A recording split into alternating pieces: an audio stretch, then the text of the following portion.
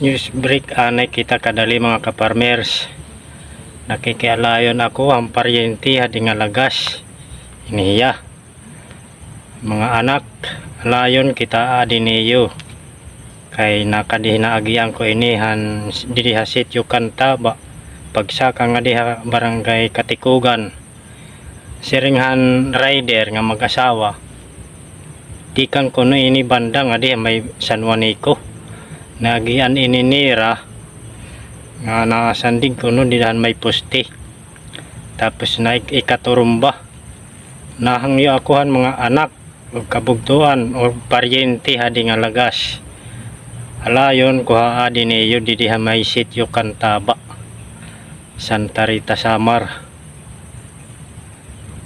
Ayo gadman in taon niyo pagpabay iti yung mga kag-anak ay siyempre kag-anak iton tao iton kaya kung nga ni nakaluha ako ang pagkita ko ini nga lagas may samad na hinihan tuon niya nga bayhon kay baga siguro natumba. Nagpapasalamat gihapon ako nga gintagan ining pagkaon nga mais didi siguro ini ha may Katikugan natagan niya rin pagkaon